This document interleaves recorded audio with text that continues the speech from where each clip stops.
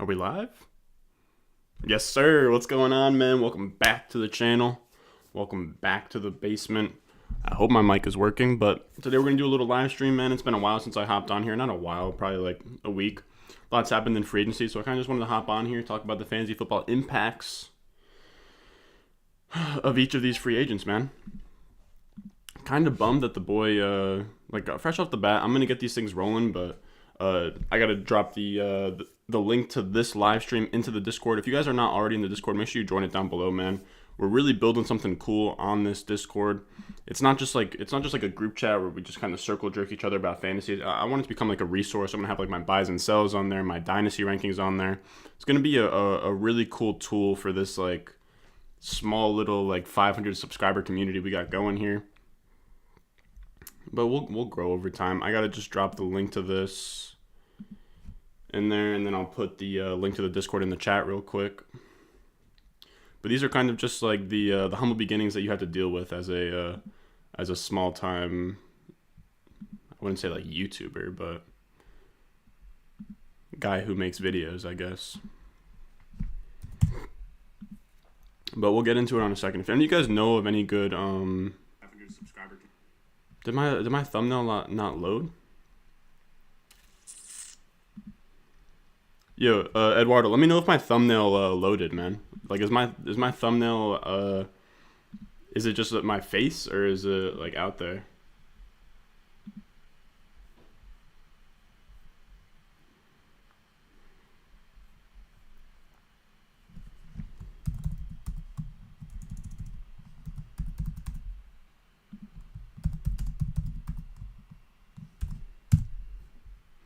Alright, so we're looking good on the Discord. Now I'm going to get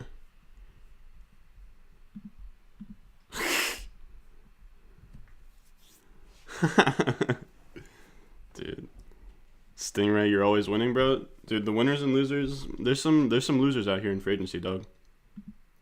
But when you're subscribed to the Ron Stewart channel, you're probably always a winner, no matter if it's free agency, no matter if it's I don't know, no matter if you got a piece of hair in your food, at the end of the day you are a subscriber of the Ron Stewart channel, so you can kind of always just hang your hat on that in a way. Alright, I'm gonna send the Discord link in the chat. I can't really see the chat too well right now because I'm kind of doing like a billion things. No thumbnail? Wait, alright, Eduardo's saying there's a thumbnail. What's the what's the temperature on if there's a thumbnail or not? I gotta go check real quick. Again, I will get into these free agents, boys. It's just like when you don't have that 1,000 subscriber checkpoint, you got like a million things to do. Join the Discord. All right, so I'll pin that. Let me check for myself. Let me pull up YouTube. Damn, no thumbnail. All right, hold on. We'll see what we can do here. Is there a thumbnail in the Discord link? Nope.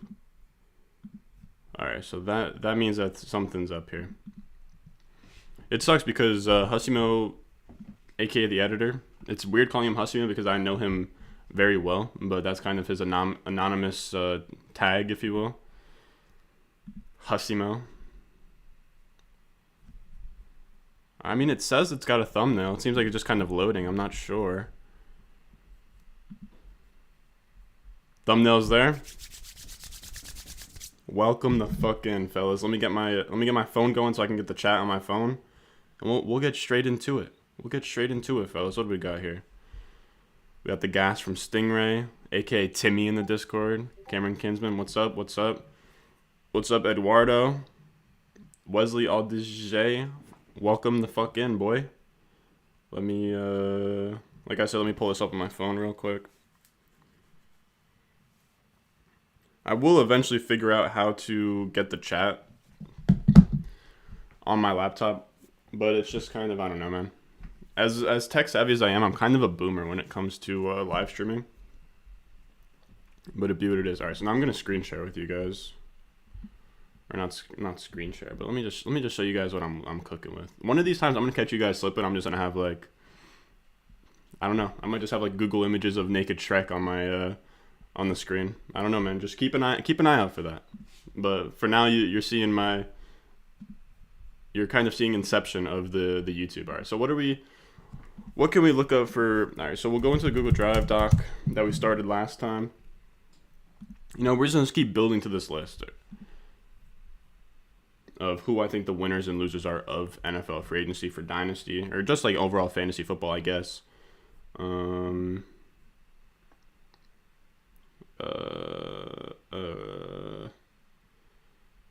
Free agent winners and losers. There we go, boys.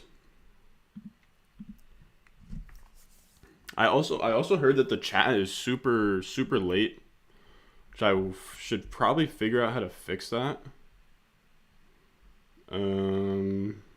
I don't know if I can do it here. I'm just gonna try really quick, and then I'll just say fuck it. Like, there's got to be something out there that's like, maybe, because I don't have slow mode on. Enable auto stop, concur viewers, stream settings, enable auto start. Yeah, stream health. Very healthy stream, boys. Everybody leave a like for a healthy stream. You guys know the vibes. I don't know.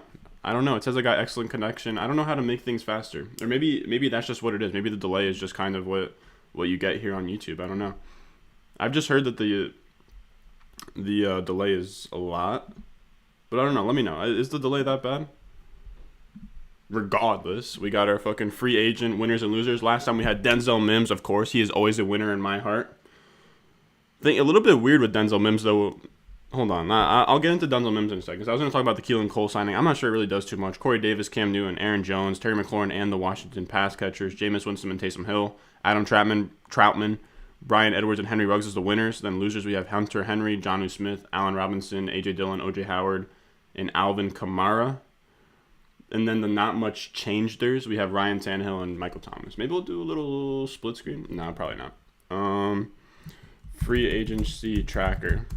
Because there's so much that has happened since the last time we hopped on here. I don't know. Wow, what was that? I'm not sure. Like I said, shout out Hussimo, dude. I feel like the thumbnail in this video is fucking sick. I don't know. I don't love this. I don't love this one. I mean, maybe CBS Nation is the move. What are we saying? Does anybody have some intel on the best free agency trackers?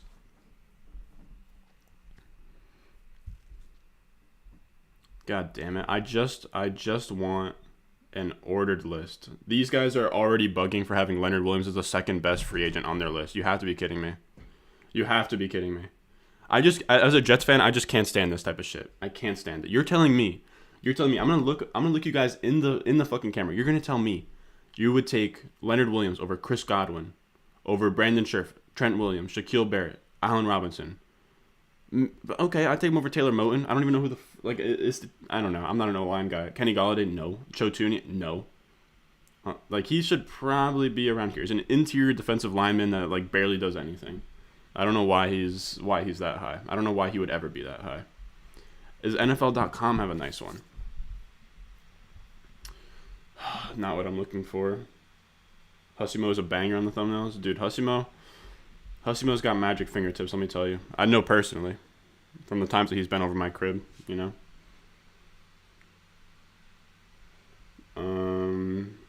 Maybe PFF has a good one. I just would like one that's in order. God damn it, bro. Who's Giants' number one best pick right now? In the draft, hopefully, literally garbage, dog. I can't stand the Giants. We'll get into what they just did in free agency as well. I can't stand them. Free agency tracker. Live. I need something. I need something that's good. CBS. Okay, fine. We'll just cycle through things. And what is all this? Oh, okay. This is kind of what I'm looking for here. Let me backpedal until we get to a spot. No, I don't want trade rumors, bro. Baby, please don't go. Oh. Just have that like TikTok stuck in my head, kind of. But that's neither here nor there. Maybe we'll go. There's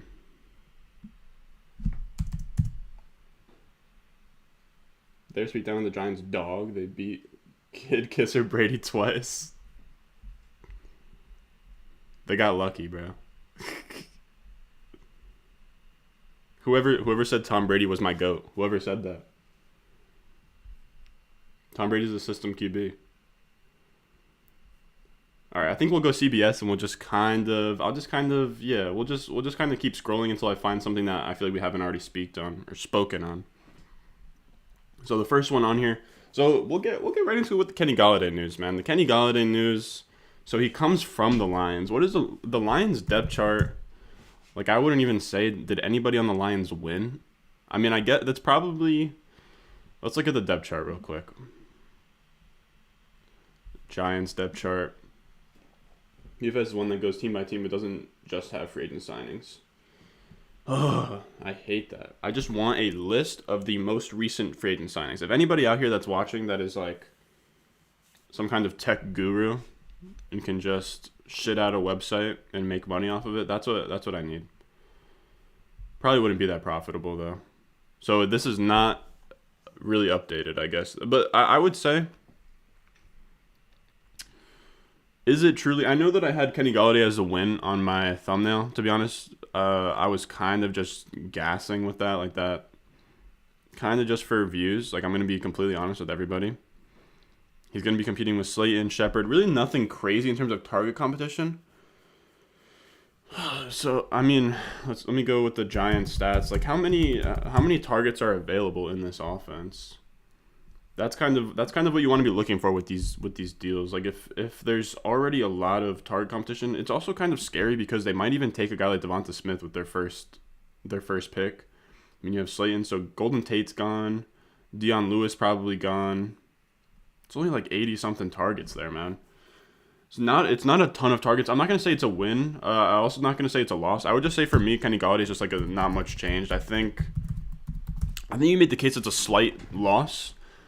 But I think that he was already a loser once Matt Stafford got traded. So if we're talking about like from Jared Goff, like pretty much like the lone target for Jared Goff, or in a crowded offense on the Giants, I will say I hate that they have Jason Garrett as their OC, because that means they're going to run the ball a lot. It also means that they're not going to be very efficient. They're not going to pat. They're not going to like. I'm just not sure he's ever going to sustain like a crazy offense on the Giants. I mean, then you also have Daniel Jones, I think right now at their stages in the career, I think it's probably a wash between him and Jared Goff. Evan Ingram, I think that you're right, John Doe, that Ingram's 109 will go down. I think all these numbers will go down, but like, you get what I'm saying. Like, we're kind of really squeezing for targets at this point, because then this needs to go down for Golladay, you want him to get like 120 plus targets. This needs to go down by like 20. This needs to go down by like 10. That's like 40. Then you're getting 90 here. Maybe you're getting like the 120 from here, but then Saquon's coming back. You're getting a lot more targets. So, I mean, like, you can maybe project them to have more targets. I don't know. I mean, Kenny Golladay has been kind of efficient. It's a weird fit. I'm going to be honest with you guys. For fantasy, it's a weird fit. I think, as much as I hate to say it as a Jets fan, I just can't stand that they actually got Kenny Golladay, bro. Like, I can't stand that me, as a Jets fan, we got our wide receivers, that Joe Douglas. As much as I love Joe Douglas, you're telling me that we are getting our big signings are Keelan Cole and fucking Corey Davis, and you're gonna come over here and fucking let me just clear all these before something sus comes up. Y'all don't want to see my DMs at Lisa Am, bro. You feel like Shepard won't go down? Yeah, I haven't even really talked about what this means for the guys around him. Shepard, you're right. Shepard is a slot guy, and Player Profiler does have Slayton as the one, but I think I would say Shepard is more the one.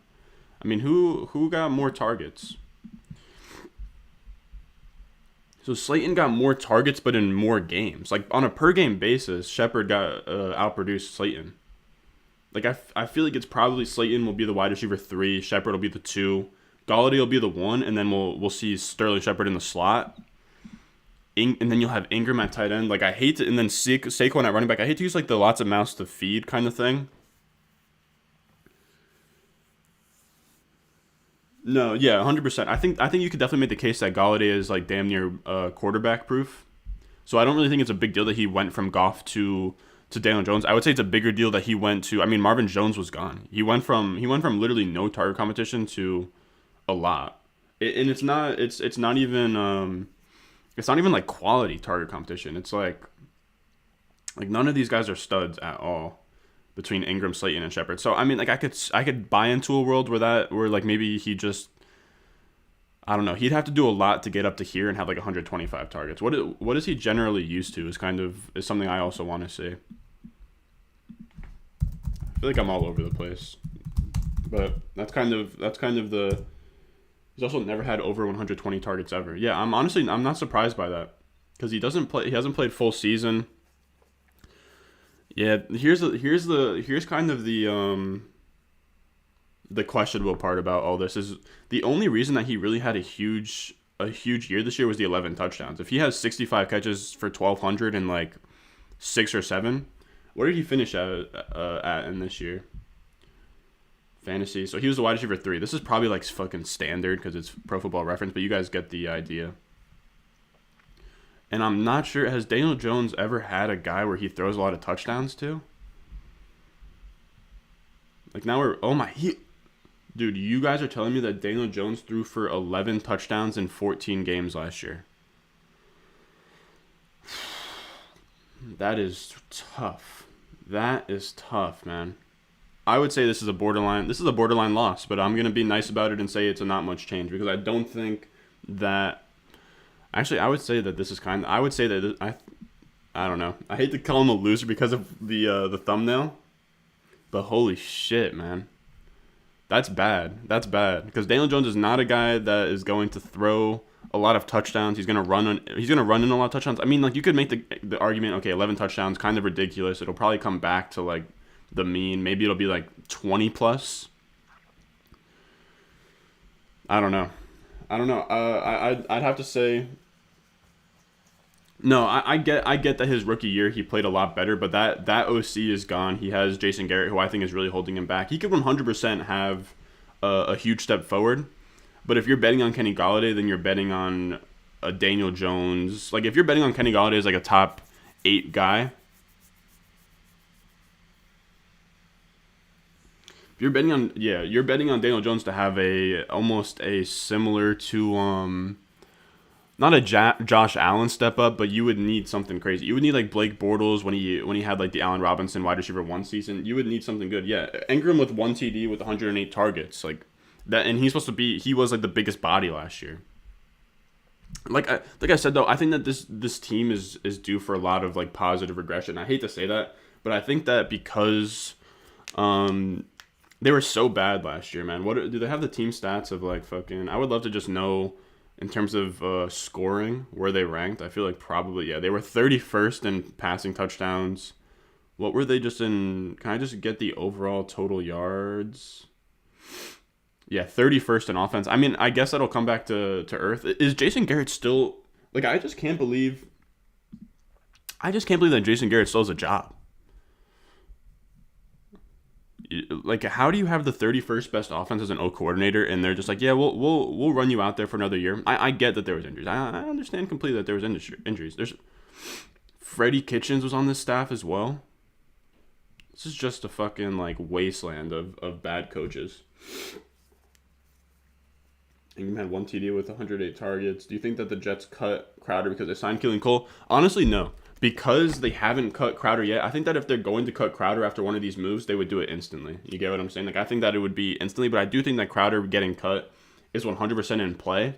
It just comes down to when they get this next receiver, whether that's another free agent signing, which I don't even know who's available that they would be interested in, or if they draft a wide receiver, which I would love. If you guys follow me on Twitter, you know I have been manifesting the Rashad Bateman at 23rd overall. So I'll put Kenny Golladay in not much change because I do think that the Lions situation was already pretty shitty. So I think that the Giants situation is pretty shitty too. Um, no, I get that Saquon does change some things and he will open up the offense. I think you guys are kind of getting me to buy in here because look, if you do, if let's say we go back to that Daniel Jones of last season, or not last season but like 2019 Daniel Jones, 24 touchdowns. I mean, what did they have? I mean, who was the OC here though? Mike Shula. God, the Giants signings are so rough, dude. I kind of get what you're saying with Jason Garrett. Man, you're really making me buy in. 24 touchdowns, 12 interceptions. They would need something crazy. Even here, no one got over 100 targets. Like, I know that he did really well, but I don't know if this offense is designed to carry a wide receiver one. I think it can happen. Man, I'll say the Golden Tate is a joke, so they didn't do it in 2019. You're saying Golladay had 600 yards, 5 TDs, was second in string. Yeah, I'm not saying. I'm saying Daniel Jones doesn't seem like he's as willing to throw. I wouldn't say he's as willing. Like, it seems like he doesn't actually. He actually kind of has that Jameis Winston kind of thing going on, where he'll just kind of throw whatever, which is good for fantasy. But my whole point is that I'm not sure he'll command enough targets, and at that point you're just betting on touchdowns, because even in Kenny Galladay's past seasons, like, here is what I'm trying to say: 65 catches and 1,200 yards in a PPR league isn't going to win you a championship, because 65 catches for 1,200 yards isn't always going to be 11 touchdowns. It's usually going to be 5 or 6, or like it was this year. This year he literally had more catches, he had a little bit less yards, and only 5 touchdowns. Like, this is 100%. I would say this is probably what you'll see from Kenny Golladay next year. And I'll be completely honest, I'm completely open to this 5 from being 5 to 12 to 13. It can 100% be that, but you're kind of just betting on touchdown upside with Kenny Golladay. I think this is what you'll see. I think you'll see pretty much 120, 70-ish catches, probably just over 1,000, and maybe you'll get 5 to 10 touchdowns from him. I think that's what, but by no means is that holding back the Giants offense. Can that Giants offense be better? I'm just saying that's kind of like what I see from average. So to me, he's probably like a back end. He's probably like a high end wide receiver 2 for me. And I don't think that I'll give him not much changed, because I don't think that on the Lions he was probably in a as bad situation.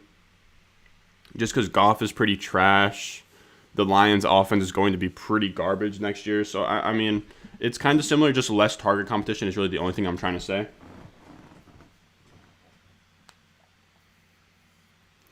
No, yeah, he's Hopkins. Like, it's just I kind of see it. I don't know if he's as good as Hopkins, because Hopkins, I know that Golladay did it without a like elite quarterback, and I know that Golladay technically has too. But the target competition is what scares me a little bit. So what else we got? What else? So from that same deal, so Golladay coming in, I think that you're right that Sterling Shepard. I don't think much changes for Sterling Shepard. I think that he will always be that slot guy, probably always get those targets. But I will say, I think that losers is Darius Slayton. I think Darius Slayton's probably a huge loser from this, because it was kind of his year last year to kind of prove that he could be just like the alpha for this offense. But he's really just, I don't know. To me, he's kind of just like a poor man's Robbie Anderson. And yeah, here's the thing with just like touchdowns again. This is just kind of what happens in the NFL. Like, one year, Darius Slayton, his rookie year, he was dope. He had 8 touchdowns. He did really well. And then like damn near like the same stat line, but only 3 touchdowns. Just kind of what happens. That was kind of just the product of the Giants offense last year. Hopefully Kenny Golladay can give him more touchdown opportunity, but I just don't think that.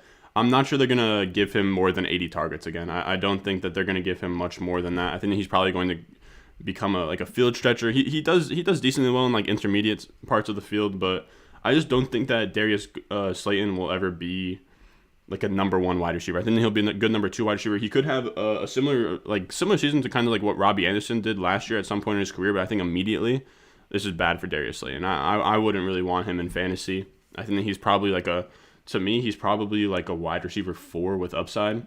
That's kind of how I see. John Doe, you're saying Slayton might put up better numbers in a reduced role, but I wouldn't bet on it at all. Yeah, 100%. There's 100% a world where Daniel Jones this year with Kenny Golladay, with Saquon back, that he could have a Josh Allen like season where maybe he throws for like 30 touchdowns and everybody does super well. But if we're gonna go conservative, then I would say, like, if we're just gonna go like what's probably going to happen, then I would say it's probably a loss for Darius Slayton. All right, so then, yeah, like we were saying, Evan Ingram, 100% a loser. They just brought in Kyle Rudolph too, so that's like another one. I'm not gonna say win or loss for Kyle Rudolph because I don't think Kyle Rudolph is even really fantasy relevant at this point. But I don't really understand what's wrong with Evan Ingram. I don't know if Evan Ingram is being used in like the wrong role. He looked great his rookie season, 115 targets, 64 catches, 6 touchdowns. But I guess that was also kind of just a product of, I think that season, I think everyone on the Giants passing attack like just got hurt. I think Odell got hurt. I think who else was even on that team? Sterling Shepard is always fucking hurt. Odell Beckham was hurt. Sterling Shepard was hurt. And yeah, I think that all Eli really had to throw to was Evan Ingram this year. Yeah, Tate's gone, but Galladay's gonna fill right in. Like that's why I didn't really even mention that. Okay, Tate's gone, but Galladay's gonna come in. He's gonna take it. He's gonna take up like double to triple the amount of targets that Tate brought in or took away. That's why I think it's probably worse for him. So Evan Ingram, 115 catches or 115 targets and 64. I just don't really know what happened to Evan Ingram. I'm kind of just off Ingram altogether. If it was ever going to happen for him where he kind of steps up, if he kind of steps up to like that Kelsey Kittle tier, you know what I mean? It was going to happen last year. They didn't have anybody. Slayton, I'm not sure if Slayton got hurt, but like Sterling Shepard got hurt. There was nobody in that offense. You get 109 targets, and all he does, he gets 109 targets. Let me look. Can I look? Oh my God. Can I look at like tight end receiving yards? 2021. Yeah, I think that this might work.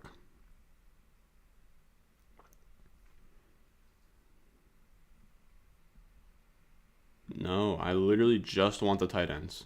I don't understand why this is so hard. I've never used FF today, but we'll give him a shot here. Yeah, let me just see some yards right now. So Evan Ingram, okay, maybe targets.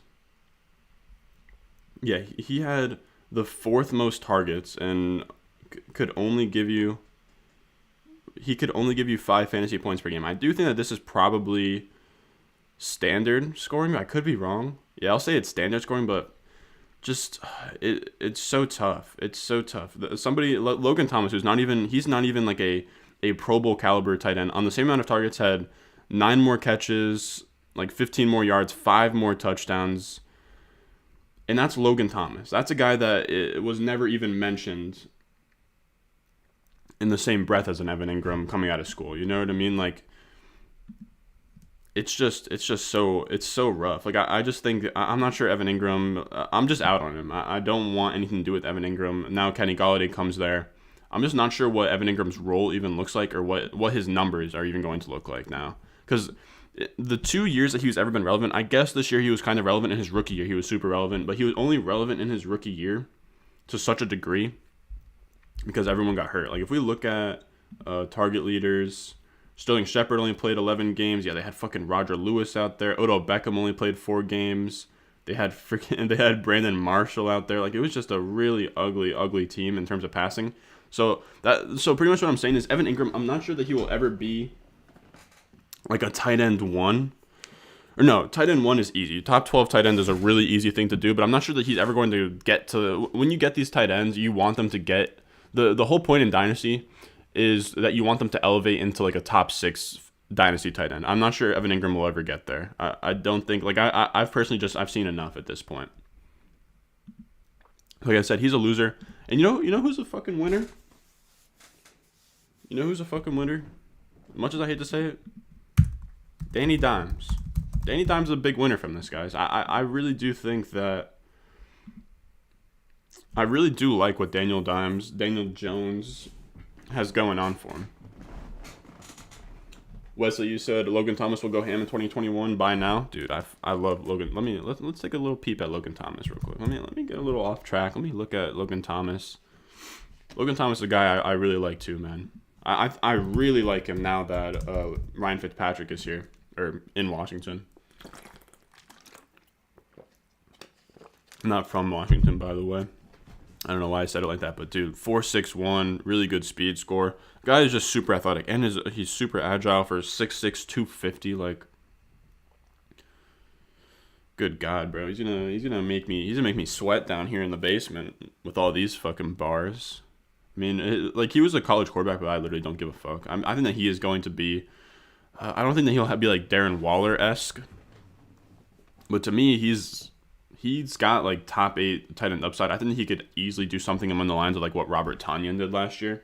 I think that that's really I think that's really in the cards. I also think that I love that Ron Rivera is just kind of like doing like the copy and paste from his Carolina Panthers offense. Like, now he has his Christian McCaffrey and Antonio Gibson. Now he has his Greg Olsen with Logan Thomas. He's got his Curtis Samuel with Curtis Samuel in the offense. I kind of just love it, man. But that's enough for that. Daniel Jones really fucked year last year. I honestly do think that the 2.4% touchdown rate will regress positively. I don't think that that's sustainable. Like, that's just like hilariously bad. And for somebody that played pretty poorly, I mean, like 16th in money throws isn't bad at all. Yards per attempt was really bad. Like, he had a really bad year, but I do love the rushing stats. If you guys saw my like top lessons learned from fantasy, I am of the idea now, as I grow more in the fantasy business, or as in the fantasy space, and I kind of fine tune my strategy. I don't think I will. It's going to be tough to get me to pick a quarterback in seasonal leagues that doesn't have rushing upside, and that's what I really like about Danny Jones. I don't know why it's Daniel Jones. Obviously, that's his name. But he was number 7 in carries last year, number 6 in rushing yards. The touchdowns didn't go his way, but I just think that was a product of the offense not being that great. So I think now, I also think that 4.81 is fucking cap. I think that this kid, if he like really put his mind to it and like gave a fuck about the 40 and, you know, like practice for it, he could probably run like a high 4.6, low 4.7. You said Joe Doe, or John Doe, you said Danny's a big winner, highest accuracy on passes over 20 yards, and guess what? Golladay puts up 17 per catch. Also, Barkley as a wide receiver is completely overlooked, like 800 yards his rookie year. No, dude, I think he had like 100 catches his rookie year. Something insane. And that is also something that scares me for Golladay. I'll say that much. He had 91 receptions, dude. He had 121 targets. He had more targets in his rookie year than Kenny Golladay has had in his entire career. Let that sink in. Saquon Barkley, in his only season where he put up 16 games, where he suited up for 16 games, he had more targets in his rookie year than Kenny Golladay has ever had in his entire career. Now, I'm pretty tempted to put Kenny Golladay as a loser because I didn't even think about when Saquon comes back, the kind of target share that he commands. Obviously, it's not going to be 121 again, especially with Jason Garrett. It'll probably be something along the lines of, I think you can comfortably say 90 targets. But Jesus Christ, man. Like, the target share that Saquon commands is really tough. And he only commanded 9 targets last year. Obviously, like, that's just because he didn't play a lot. So I'm just saying, like, he's going to take a huge percentage of the pie for this season if he plays a full season. Yeah, you were saying Daniel Jones ran 21 miles per hour. Yeah, man, I'm telling you, he's like 4.81 is not fast at all, but he definitely runs like more like a 4.7, maybe even like a high 4.6. I think that he's one of the more mobile guys in the league. But like I said, man, the rushing yards, like when you're looking at a quarterback, you don't even need him to be great. You need, from Daniel Jones, we're looking at like a Jameis Winston type season, a Blake Bortles type season. This is like the idea where you don't even need him to be the Josh Allen type guy, because the Josh Allen like ceiling is so rare and so hard to get. I mean, so if you just like take a step back and you'll say, we don't even have to guarantee that Daniel Jones will become like an MVP caliber guy. Let's just say that he has like a Blake Bortles type year, man. He has 7th in rushing yards per game, which could easily go up. Saquon Barkley will open that shit up for him. He also had, I want to say, the 5th most danger plays, which is perfect. You want a guy that doesn't give a fuck and just going to throw wherever, especially with Kenny Golladay. Make all those dangerous plays. He's gonna have more passing touchdowns. His first year, he had way more passing touchdowns per game. If that goes up, if his danger play stays the same and he capitalize on the rushing yards. You really don't need anything insane for Daniel Jones to be a top 12 quarterback, in my opinion. I think that it's completely plausible. I also want to see. No, Lions had a good RB, but they've never had a running back command over 100 targets in a season. I mean, like maybe their entire Lions like committee, like when they had like Theo Riddick. Let me look up. God damn it, I had something in mind. I can't remember what I was gonna search.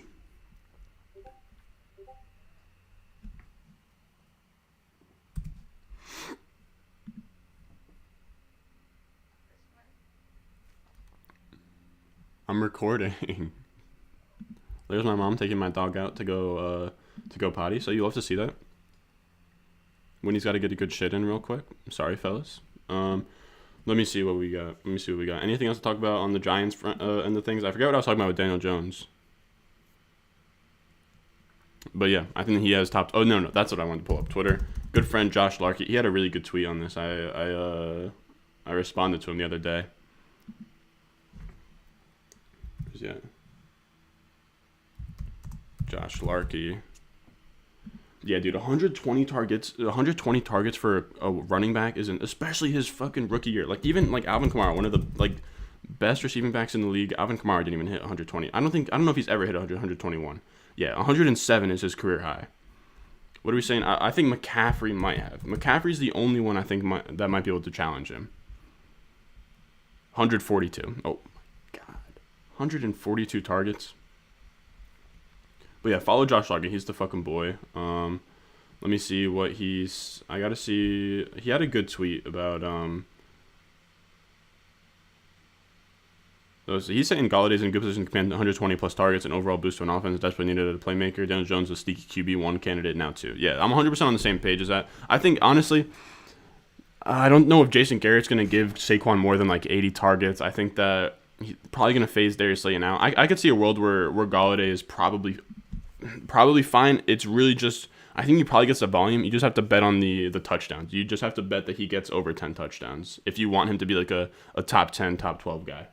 So granted, Jones doesn't check down like Eli. He only targeted Barkley like 85 times. You're right. It's actually a really good point that Saquon's 121 target season was with Eli Manning and not Daniel Jones. You're right. I think rushing quarterbacks, I wrote an article on that a while back, but rushing quarterbacks don't target their running backs nearly as much as like a Phillip Rivers, a Drew Brees, an Eli Manning, a Tom Brady. You know, the guys that just are fucking stuck in the mud in the pocket. What else we got? Allen Robinson, Justin Simmons. Are any of these new? It's gonna be very tough for me to figure out if any of these are new. Did we talk about Curtis Samuel? I feel like yes. I'm not sure if it does anything for me with Curtis Samuel fantasy wise. I'm gonna say it's a win for Curtis Samuel. But I think that just falls under Washington pass catchers. I think that we already did that. William Jackson, Romeo Kamara. What else we got? Juju signed with the Steelers. Jesus Christ, bro. That's a big loss for Juju. Because I think that another year in Pittsburgh for him is really bad, man. I think he needed a change of scenery so bad. I would have loved to see him go to the Chiefs. Apparently they had an offer out. I would love to see him go to the Eagles. Apparently they had an offer out. I think he's a loser just because in my mind when I was thinking about Juju Smith-Schuster, I was just sort of penciling him in for a change of scenery. You know, I think anything would have been better than what happened last year. Like he had 128 targets and 97 catches. He's getting put in a role that's not him. Like his yards per reception was way down last year, and that's only because they're shoving him into the slot, and because Ben Roethlisberger can't throw it very far, and the line is kind of shitty. His ADOT is the worst it's ever been, which is like average depth of target. So Juju's getting these like almost like Jarvis Landry on the Dolphins type targets, where he's getting. I want this on Player Profiler, where he's just getting like the shittiest targets that he could possibly get. It's so tough in fantasy. Like, and I wanted to buy into Juju. I'm still a huge believer in Juju. I think that the Corvette stuff is a tough look, 100% tough look. All the weird off the field stuff, tough look. I can't speak on that, but He has a really good college profile. He broke out at a young age. He did his thing in college, comes into the league, does his thing in the league. People forget that he was like a top 3 Dynasty wide receiver after his second season. Like, he was looked at in the same light as an A.J. Brown, as a DK Metcalf, as a CeeDee Lamb, as a Justin Jefferson is right now. That's what Juju Smith-Schuster was in like his second or third, like in his second year in the league going into his third. That's why it kills me. And then he's going to stay on here. Where's his A dot at? Like, average depth of target, please. Average target distance. 5.8 yards is his average target distance. Even the year before, when he was having a terrible year, his average target distance was 9.7. That's what it should be. It should be like 10, 15 yards. In like 2019, bad quarterback play. 2020, he was just put into a really weird role. He led the league in slot snaps. He got the ball at an average of 6.5 yards down the field, and he's never been a yards after the catch guy. So that's just what I hate. That's what I just hate to see that, man. Like, he pretty much just lived on touchdowns. It's really weird to use a slot receiver only 6 yards down the field and then also use the same slot receiver as your red zone guy and give him the 4th most red zone targets. It's just a role that I hate to see him in. I wish that he left, man. I think that's really bad for Juju Smith-Schuster. He's probably going to move down to my Dynasty ranks. I got to update those once everything kind of settles. Huge loss for Juju. Massive. Ben will only get worse. Is that your thing for Big Ben? Claypool will get better. Do you think Deontay Johnson will continue to get most of the targets? Dude, the way the targets are going to shake out in Pittsburgh, I'm going to be honest with you guys. I think I will probably stay away from a lot of these guys for the most part. 144 targets for Deontay Johnson in only 15 games. He had injury problems too. Will the targets keep going to Deontay Johnson? Huh. Dude, I honestly have no clue. Like, it is so tough. The Steelers' offense is genuinely a toss-up. I had such a strong take last year that I really like Deontay Johnson because I thought that he was going way too early. I don't know his ADP yet. That's really all. I need to see ADPs when I'm talking about this type of shit, but this is kind of just where we're at. They had the most passing plays per game, which is pretty crazy. I think that's just because their run offense was so bad. I think their run game will get better. I think that they're going to prioritize the run. I think we're going to see them draft a running back like Najee Harris in the first round, maybe grab a O-lineman or two, and like really commit to pounding the ball next year, which sucks. I'm going to be honest with you guys. I think it's a loss for everybody. So what was his targets? Number 6. He had the 6th most fucking targets in the league, bro. That is insane. Highest hog rate, which is the targets per snap, which is like wild, and was only the wide receiver 21 in PPR on a per game basis. I know, dude. I was a big Deontay Johnson guy. I'm just gonna say Steelers Pats. I'm gonna say Juju Smith-Schuster and Steelers pass catchers because here's the reason why, fellas. Here's the reason why.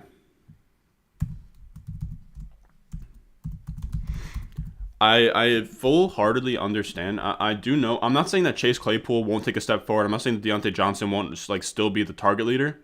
But for a second there, it looked like Juju Smith-Schuster was going to walk. You know, it looked like he was just going to walk. He was going to go somewhere else.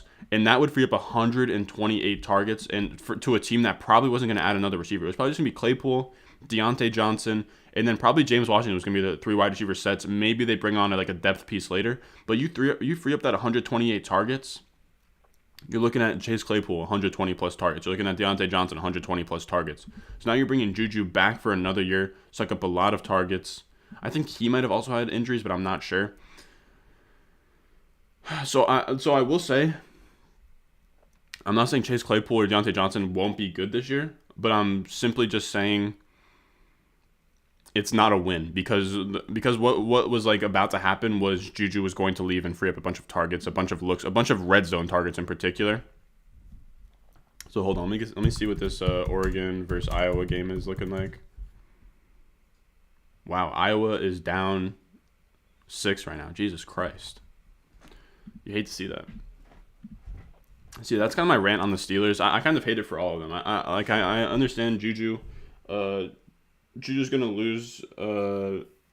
Juju's gonna lose targets. Claypool and Deontay Johnson aren't going to gain as much targets as they would have Like if Juju had walked. So I just hate it for the whole offense. I hate it for the whole offense. It also is so weird that he took a pay cut when he could have gone to the I think the Ravens, the Chiefs, the Eagles were all on the table. Very, very weird. I do understand taking a 1-year deal because of like the cap going down. But Jesus Christ, bud. What else do we got? What else? It's so tough to even know like what the new ones are. Oh, Will Fuller to the Dolphins. Will Fuller to the Dolphins. I'm not sure how I feel about Will Fuller to the Dolphins. I do know for sure Tua is a winner. Tua Tagovailoa. I think that's how you spell it. I do like Tua here. Because, I mean, Tua, he gets Will Fuller was a monster last year. He was the wide receiver 7. He played in that DeAndre Hopkins role. I'm not sure he'll have that same role with the Dolphins. Not sure he'll have that same role with the Dolphins, but now you're getting a legit wide receiver in Will Fuller. I think that he's really good. I think that he's not just a field stretcher. Like, I think he showed last year that he can pretty much do everything. So he's a versatile guy. Then you have Devontae Parker. I would like to see them get a slot guy at some point. I think they will too. Can I look at? Let me peep the Dolphins depth chart real quick.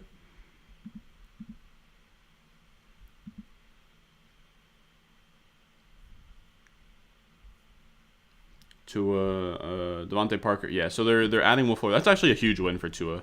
I don't really think that's a direct loss to Devontae Parker. I don't really give a fuck about any of these other guys. And I do like Preston Williams, but whatever. I'm not sure it's a loss for Gesicki because I think that there was so many. There's such a lack of talent in the wide receiver room that I don't think it did anything for the Dolphins pass catchers. I think it's a big win for Tua because now he has another legit weapon. I've said this a million times. I love Will Fuller, or I love Tua. And I love Tua, and I'm willing to say that a lot of his struggles last year was because his wide receivers were so bad. There were games where he didn't have Gesicki. There was games where he didn't have Devontae Parker. My mom.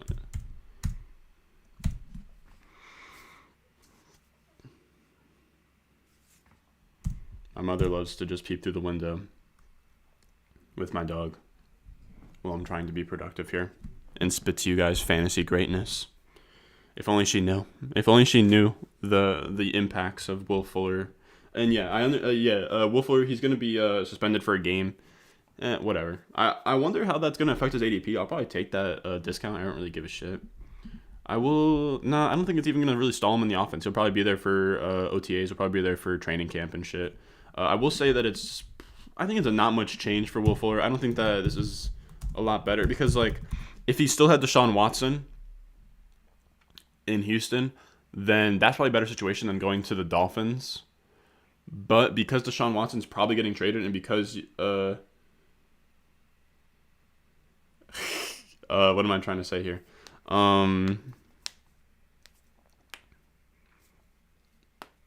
Yeah, because of there's uncertainty in Houston, I don't think Deshaun Watson will ever take another snap for Houston. I will call it a not much change for Fuller. Or no, I'll call it a win for Fuller. If you think that, or no, I'm gonna say not much change because there's a chance that Deshaun Watson does. You know what I mean? It's kind of, I would say maybe like a 10% chance that he does. I would say not much change. Husimo says if you haven't sold Preston, it's looking tough. I would say now probably isn't the time to, like, if you sell Preston Williams now, you're probably just getting him for like a 4th round pick. It's not really helping you too much. But I mean, there might be a guy in your league that really likes Preston Williams though. There are guys out there that simp for Preston Williams. Husimo used to be one of them. What are we looking at? Jameis Winston, that already happened. Sammy Watkins is still unsigned. That's pretty interesting. So kind of would have rathered him over Keelan Cole. Oh shit! Somebody brought up Keelan Cole earlier. Maybe I'll talk about a little Keelan Cole. Then we'll talk a little Kenyon Drake action, huh? All right. So Keelan Cole, I don't really think he's going to do anything crazy for the Jets. I do really like him though. I think that maybe his rookie year, I don't know what it was, but he had a really good season towards the back end. I want to say it was his rookie year. His rookie year, he looked really fucking good. I mean, does he have game logs from his rookie year? But it just hasn't, like, I was kind of, I wouldn't say like a truther on him, but yeah, dude, like, this is the way he ended that season. He had 3 for 91 and 99 and 1, 7 for 186 and 1, 6 for 108 and 0, and then like this one's a little bit rough, but we'll gloss over it. But he looked like a really promising guy after his rookie season. Like one of those like small, like I almost thought he was going to be kind of like an Adam Thielen type guy, and then he never really panned out. Still had 55, 650, and 5 last year, you know. Do the Jets, I mean, let's look at Jets stats. Anthony, you said I haven't watched Tua too much. Is he a good enough deep ball passer so that Will Fuller will continue to be a potent deep threat? I think if he isn't already, he will grow into it. I think at school he was a great deep throw, or he was a fine deep throw guy. But I think you'd also be surprised to see how much Will Fuller has improved as just like an overall alpha type player. I guess we'll see right here. I'm gonna be honest with you. I don't think it's gonna be great. His deep ball completion percentage, number 24. So not great, but I'll also say like I'm kind of willing to like the rookie season, a 10-game rookie season sample where he had Ryan Fitzpatrick on his dick at all times, like just like, oh, if you make like one singular mistake, one simple mistake, they would pull him. Like that's what I hate, dude. I hate that they brought in Jacoby Brissett. They got to stop doing this guy so dirty. Like I would hate it if I was a quarterback and you put such a short leash on me to the point where I make one simple mistake and you're throwing some fucking old guy Fitzpatrick in front of me. What they should have done last year, if they knew they were going to compete for the playoffs, the Dolphins, as much as I love the moves they've been doing. Hear me out. I think they're like 7-3 when they put Tua in for the first time. If you have plans of making the fucking playoffs and you want to win, let Fitzpatrick go until he sucks. Just let him keep going until he sucks, because this is what happened.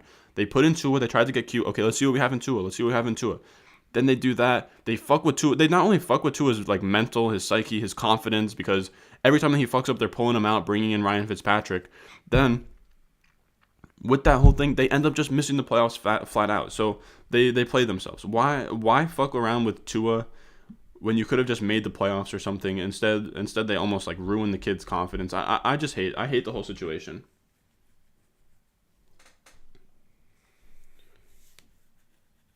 I hate what they did there. I just don't understand why you would do that. If you say, okay, you know what, fuck Ryan Fitzpatrick, we think Tua is ready, he's been showing it to us in practice, and give him like 5 games to show it. You can't. You put these young quarterbacks on such a short leash, and it's a really bad look in my opinion. I think you're setting yourself up for failure here. And I hate that they brought in Jacoby Brissett, because I think Jacoby Brissett's another guy that they might be tempted to, hey, Tua's been struggling for the first 3 quarters, let's throw in Jacoby Brissett. That's never a winning way to do that. But that's my Tua rant. I don't even know if Tua is going to be a great player. I just think that we haven't even seen enough of him to even know. Now, what does this Jets target distribution look like? So Perriman's going to free up 60. I think Jeff Smith's coming back, but I think that there's going to be a lot of targets up for grab in this offense, man. I think that Jamison Crowder's also going to leave. So I think for me, Keelan Cole, I don't think Keelan Cole does anything for me. I think that he's just going to be the wide receiver 4. I think that pretty much the whole Jets passing offense after that deal is not much changed, but I'm not going to put that. I don't think it does anything, but like I said before to the one guy that was here, when he was asking if it means they're going to cut Jamison Crowder, I don't think so. I think that they'll end up, I wish that they signed like somebody sick, like a Juju Smith-Schuster or Will Fuller, but it sounds like they're going to do that in the draft, maybe even as high as like 23rd overall. I would love, my dream scenario is we draft Rashad Bateman, he's going to play like a big slot role, and then we cut Jamison Crowder, and then all of a sudden our wide receiver depth chart is like Corey Davis, Rashad Bateman, Denzel Mims, Keelan Cole, Rashad Bateman in the slot on 3 wide receiver sets. That I would love. That I think would be great. Who else are we saying? What are we saying? I don't know how this will. Yeah, it's consistent. Yeah, John Doe, it's consistency with them. It's not only consistency, but it's just like you gotta let them develop. You get what I'm saying? Like you gotta let your quarterback have the bad games. They were not like, I wouldn't say like shielding Tua from it, but you can't just freaking pull the leash back every single time that he makes a mistake. He's a rookie quarterback. He's gonna fuck up. Like just let him go out there, do his thing, let him develop. Or if that's not the case and you have your Ryan Fitzpatrick, you want to make your run, do the Alex Smith formula. Let the old quarterback run it out for the year and then start the next year with Tua. I think like Tua's perception in not only Dynasty but just like in the NFL space right now. Imagine that Tua imagine the Dolphins made the playoffs or whatever. It was now Ryan Fitzpatrick signs with Washington, and Tua has never played a game before. He has looked great in practice. He's going to be the prince that was promised. He would be having like Patrick Mahomes after his rookie season type hype. If they just maybe they just let him play week 17 if it doesn't matter, or just let him come in, let Ryan Fitzpatrick fuck up first. But I hate that move. Now this is a good one that we got. We got Kenyon Drake.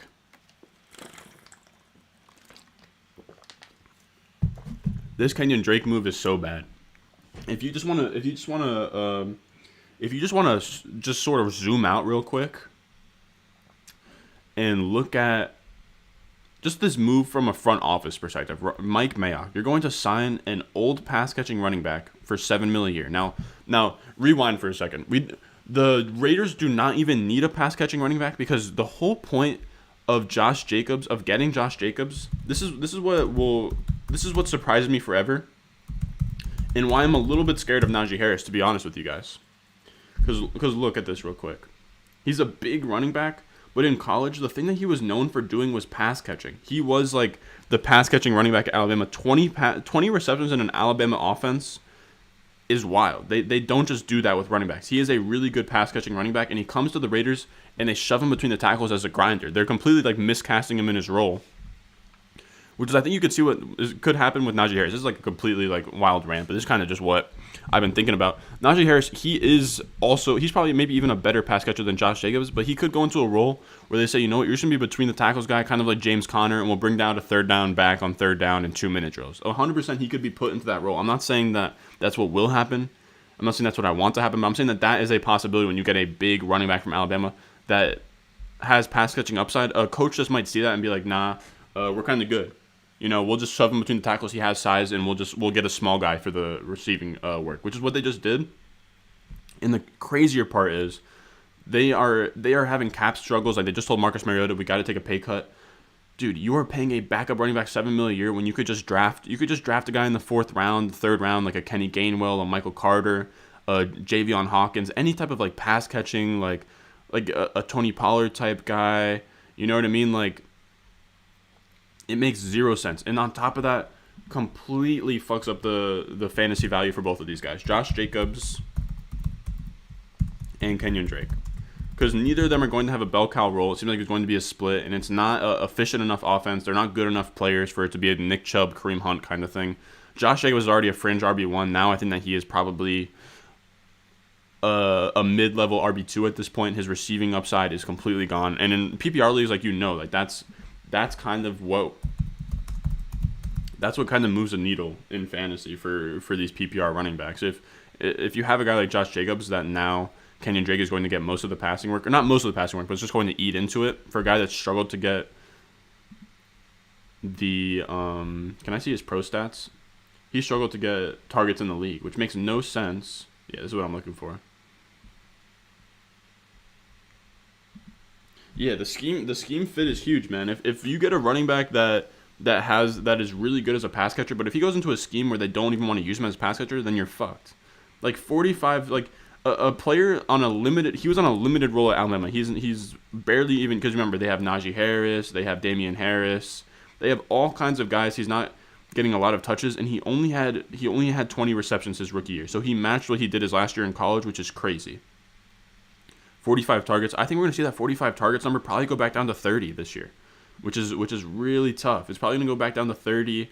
His rushing yards took a hit, and then at that point you're literally just betting on 12 rushing touchdowns. That's literally what you have to bet on for Josh Jacobs, and an offense that I don't think is that great.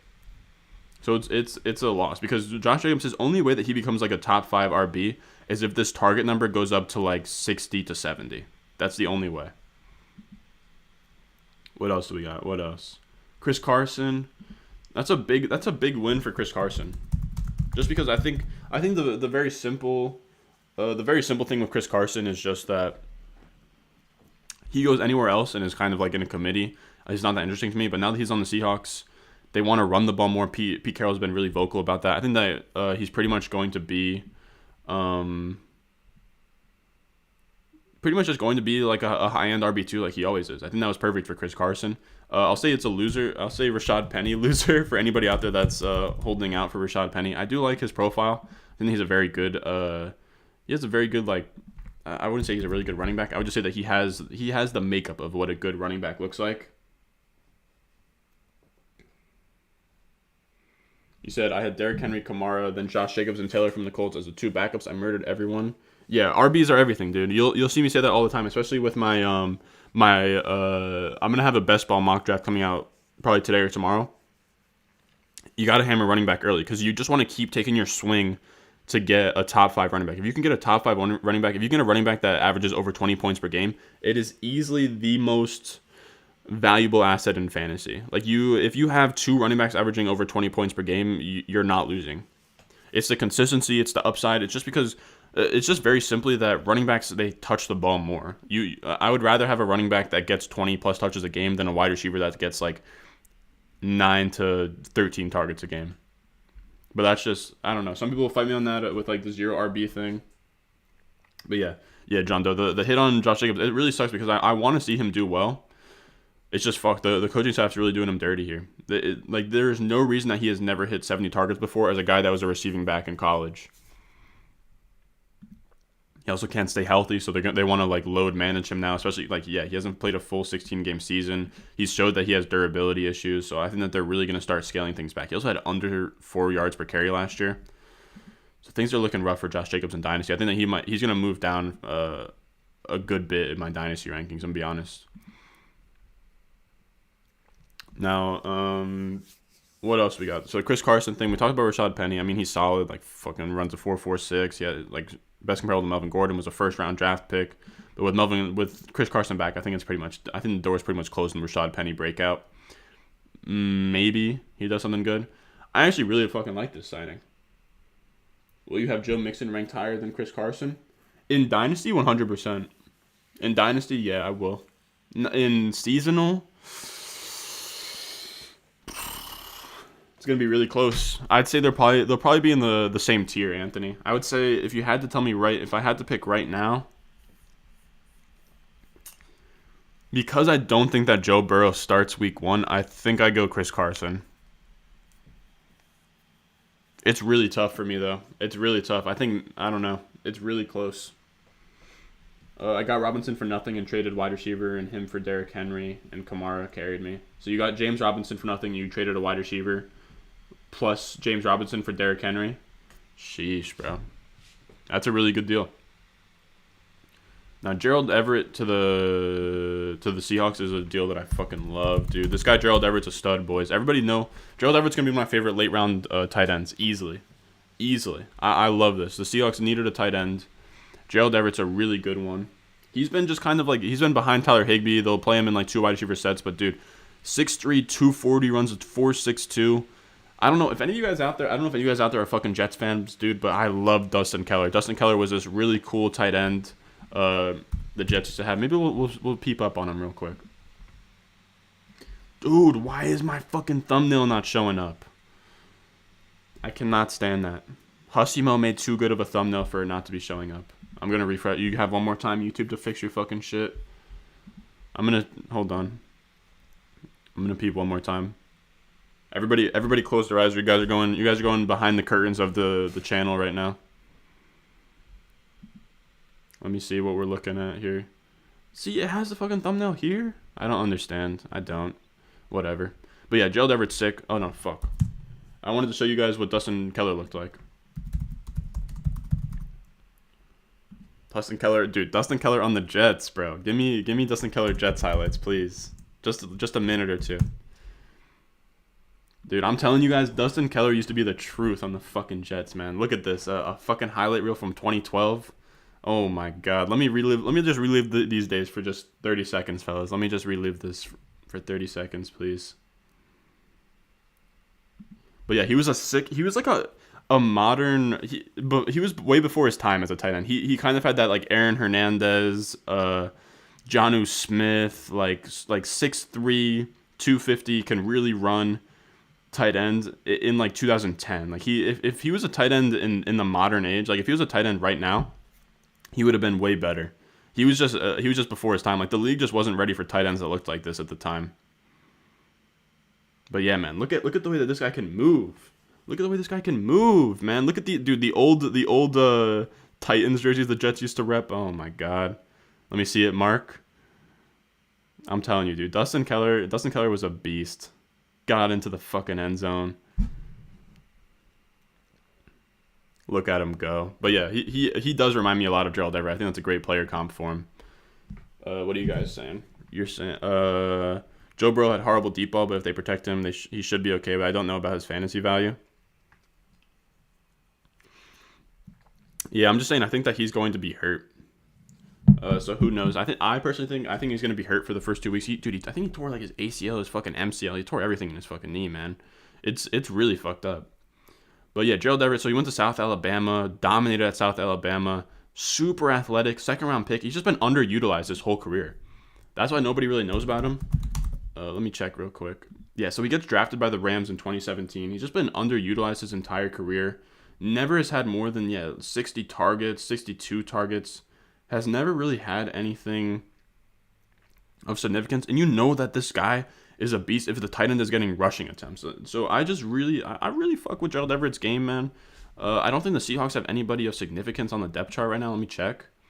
But if you slot Gerald Everett into a tight end 1 role, I think he's going to be a guy that we're going to be targeting a lot of places. If you guys stick around the channel, that's going to be a guy that we want.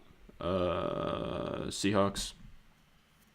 By the way, if you're new here, man, we do pretty much all fantasy content, football content, a little bit of NBA stuff. Just general sports content, but like focused in on fantasy. So if you want to win your fantasy football leagues, you fuck with the content. If you fuck with the live stream at any point in time, make sure you go down below, leave a like and subscribe. Make sure you join the Discord, man. A lot of the guys that are in the chat right now, a lot of guys that really fuck with the channel are in the Discord. We're Hussimo and the boys are really we're fucking building something on there right now. Let me tell you. You're telling me Will Dissly was gonna be tight end 1, bro? I kinda could see it. That's what I hate. I hate that. Let me see Will Dissly. 4.87. I don't know. He just had that really good standout year. So it's tough to. You can't really say. It's tough to really say. Like it's now I'm kind of in my bag, but I'm gonna say Gerald Everett's a winner. Did I put him as a winner? Gerald Everett's a big winner there.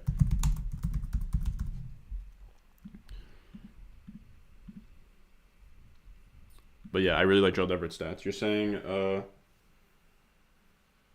Joe Burrow had a horrible deep ball. You said look at Joe Burrow's deep ball. That worries me for fantasy, even if he is healthy. No, I've heard about Joe Burrow's deep ball concerns, but he throwed really well, or he threw deep balls really well in college. I don't think I don't have much of a concern about it as some other people do. I don't really see it as a huge problem. I think he's just a rookie quarterback that didn't have a lot of time to throw, and that's what happens when you don't have more than 7 seconds to sit in the pocket and make like a good throw, or more than like 5 seconds, whatever it is.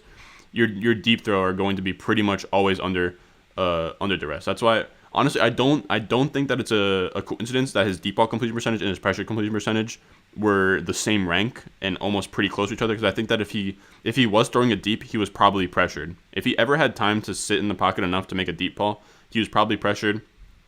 Maybe we could look at Joe Burrow college accuracy. Maybe like PFF will have something for us, because I want to say in college he was pretty accurate, man. Yeah, he earned a 99.3 out of 100 deep passing grade from PFF. His accuracy percentage on deep throws jumped from 60.7 to 74.4% in 2019. So he's a deep ball thrower. He's a, if there's anything that Joe Burrow is, he's a really accurate quarterback. I'm really not scared at all about it. But if we see it for another year, we see it for another 2 years, and it becomes something big, then fine. But it's not something I'm too concerned about. He also had a top 10 accuracy rating. I think he'll be fine. I think long term that he should be fine. What else do we got? Jared Cook to the Chargers. Like, I guess that's a win for Jared Cook, but we're not going to spend any time on that. I don't really give a shit about Jared Cook. What else we got? Cam Robinson coming back. That's pretty gas. Cam Newton staying. I think we already talked about that. Andy Dalton to Chicago. I think it's something that has happened since the last time I've been here. Is that a win or a loss for Allen Robinson? I would just say this whole process has been a loss for Allen Robinson. Did we talk about Allen Robinson last time? We'll just say Allen Robinson. Or no, we did Allen Robinson. We'll just say Allen Robinson times 2 because now he has Andy Dalton. Now he is still with the Bears. Like, this situation is just god awful. God awful. Is it a win for Andy Dalton in Dynasty? We'll call Andy Dalton a winner just because now he has a starting job, but that is about it.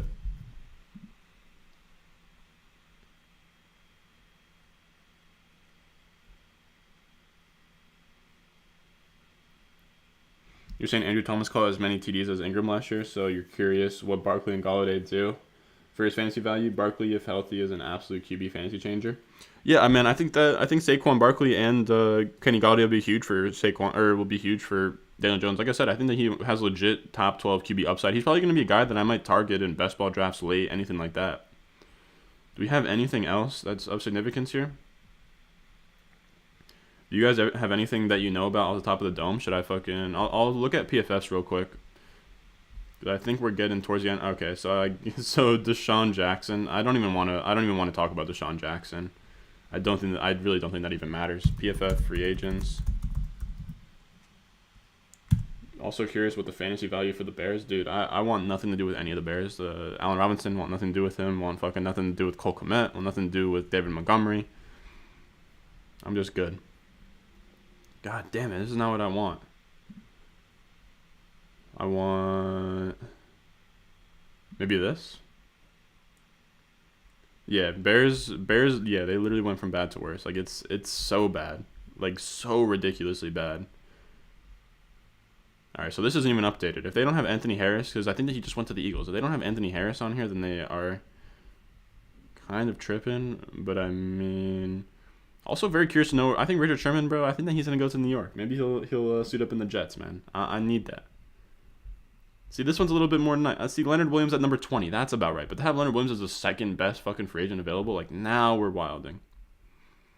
Adoree Jackson, another guy that the Giants are fucking lowering in. The Giants, honestly, I'm just jealous, man. You guys got Kenny Golladay. Now you got Logan Ryan eating with Adoree Jackson. They'll probably get him, too. You guys are really overhauling things, man. Like, it's a good look for you guys, as much as I hate to say it. John Brown to the Raiders. To be honest with you, I think it's I would say literally a straight swap. I would say it's a straight swap for literally the whole Raiders offense. Raiders pass catchers. Because I think John Brown's going to be in the exact role he was in Buffalo. Like, he was literally just like him and Nelson Aguilar are like the same dude. John Brown's probably better than Nelson Aguilar. Eagles did absolutely nothing so far. Sound like 3 players. Actually, I'm gonna say hold on. I'm gonna say hold on for a second. John Brown might be a winner. He might be a winner. He was hurt last year, 52 targets. I mean, he was pretty sick here, and he doesn't have much target competition. He doesn't. I don't know. Like, I know that Henry Ruggs is there. I don't think Henry Ruggs is a good receiver at all. I think he's kind of just a decoy in the league. I think that he is kind of like a Rashad Perriman, Nelson Aguilar kind of guy. Let me see. Am I an idiot? Okay, here's the Raiders. John Doe, you're saying the Eagles did absolutely nothing so far? Signed like 3 players? Yeah. They've kind of sat on their hands a little bit for as much of the cap that they've freed up. Hold on, I got to peep. How close is this Oregon-Iowa game getting? Oh my god. Down 10 at half? You hate to see that. What are we saying? So Henry Ruggs, then John Brown. So Brian Edwards to the 4 now. Is this a loss for Brian Edwards? I really don't think so. I think that he's still fine. This is not a lot of competition for him.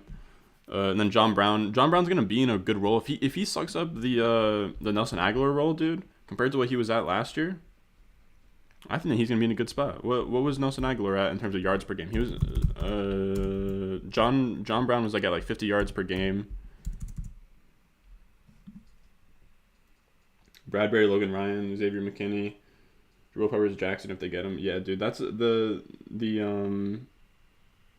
Giants are looking good. As much as I hate to say it, 56 yards per game, 8 touchdowns. I mean, yeah, I just like John Brown as like a deep threat for the Raiders. I'll give John Brown a winner designation. Fine. Yeah, dude, the Giants are actually putting some shit together. I'll be honest with you guys. Yeah, Bradbury is sick. Logan Ryan is pretty good. If they bring in Adoree Jackson, now their secondary is solid. They don't have to do anything. They don't have to bring in anybody. through the draft or anything. They could probably, like, now that I think about it, what do they even need? They need linebacker pretty bad. Safeties are solid. Maybe like linemen. I mean, their O-line's already pretty decent. I mean, I would say in the draft they're probably going to attack O-line, probably O-line, edge, and linebacker. If you guys can plug one or two of those holes through the draft, you guys could probably win the division. To be honest with you, as much as it pains me to say that, but you guys are looking good. I don't know, John Doe, if you're I don't know if you're a Giants fan, but it seems like you fuck with them. But yeah, man, I think that's gonna be probably it. Unless if anybody has anybody, I don't really want to talk about Marvin Jones to the Jaguars. I think we probably already did. Marvin Jones to the Jaguars. I don't know.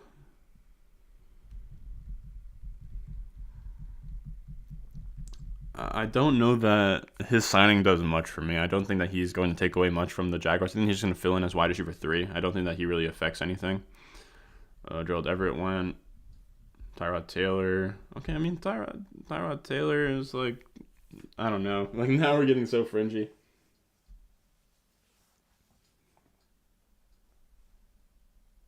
You said you expect O-line or edge if they get Jackson? So like Corey to the Jets, you can block nice for a wide receiver. Yeah, man, I don't mind Corey Davis, but it's no Kenny Golladay. You know what I mean? It's no Kenny Golladay. It's no Juju. It's no Will Fuller. That's who I was hoping for. I would even give up. I don't know. I would debate giving up our 23rd overall pick for Allen Robinson. LB was okay with Martinez. He was about a top 10 linebacker with Ragam next to him, and T. Crowder, Mr. Relevant, won us a game by himself. Linebacker is okay, but like, I mean, like if Micah Parsons falls to 11, I think that you guys would think about it. You know what I mean? I think you would think, especially like edge is so weak this year. Like the Jets at number 2, I would have like, dude, if like a Chase Young was up there. Like there's no Chase Young in this class, I guess is what I'm trying to say. What else we got? Nelson Aguilar to the Patriots. I think we already talked about that. Emmanuel Sanders to the Bills. I don't think that does anything. To be honest with you, I'm gonna say literally nothing. I would say nothing. I think that he's probably gonna be in the same exact role he was with the Saints. We'll say it's not much has changed. I don't think that really does anything for me. I'm not interested at all. I think that he probably just kind of goes into that secondary role with them, which is kind of weird because I think that he is like a primary slot guy. I could be completely wrong. Let me see real quick. Because Cole Beasley's in that spot. Maybe he's not like a primary slot guy though. He could probably play some outside.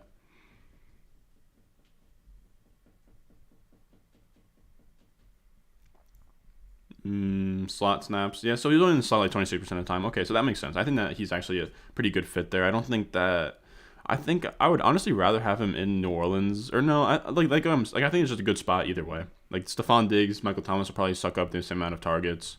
Mitch Trubisky. I don't even like that guy is down astronomical. We'll say Mitch Trubisky.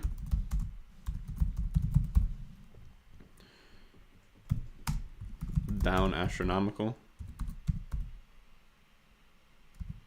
Like, I'm not sure. I don't know. I don't know what the move is for him.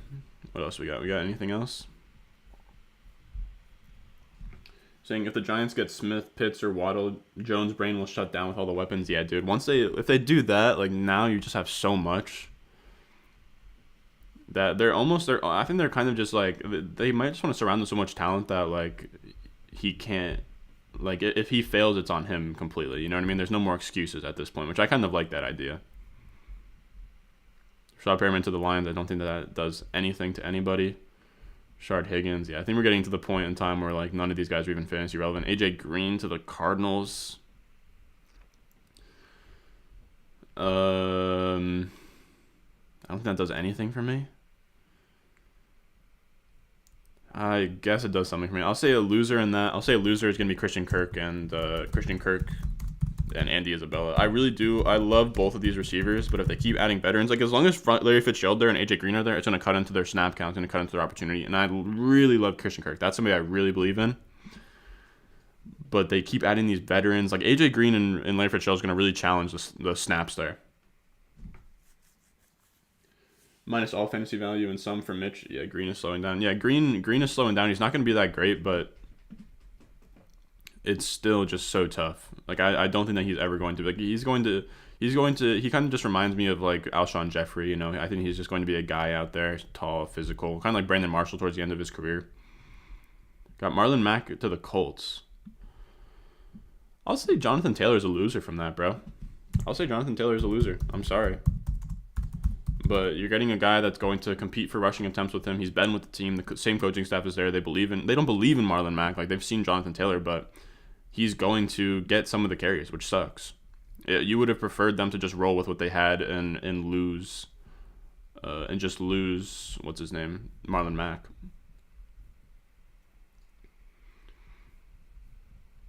But yeah, I think that's gonna do it, fellas. I don't think that there's anybody else. I think Josh Reynolds went to the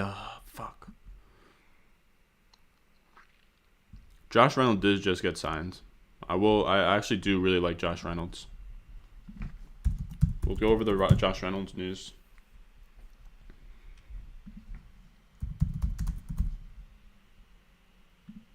Oh, Titans. I really like that for Josh Reynolds. That is a big win for him. That's a guy that I really believe in, Josh Reynolds. I'm not really believe in, but I really do like him. What about Carson Wentz? I'm kind of optimistic on Carson Wentz, if you want to be honest, man. I think that he'll get like kind of a new slate. He has some success with Frank Reich. I know that his throwing motion is kind of weird, like you said, and he's not like a great player, but I think that he's still going to be. Like, the thing is that no one has crazy expectations for Carson Wentz like they've had in the past. You know what I mean? I don't think that he's ever going to be like an MVP type guy again, but I think that he could be like a top 15 quarterback. You know, like kind of like where Kirk Cousins and Matt Ryan hover around. If you want to talk like Carson Wentz like long term, maybe he could sneak in an MVP season if they really surround him with talent. I'm looking at Josh Reynolds. Yeah, this is a guy. Let me just see his stats real quick. Who's he comparable to? Devin Street, that's a weird one, but I mean, like 4.52, he's an agile, 6'3", 194. I don't know. He kind of reminds me of just a good wide receiver, just a solid guy. I don't know. It's a win for him because he was on the Rams before, and they're literally like three wide receivers deep that he doesn't play ahead of. So I mean, now he goes to the Titans who have nobody. So it's literally just going to be him on. It's probably going to be him opposite of AJ Brown, unless if they go with like Khalif Raymond. Where are the Titans at?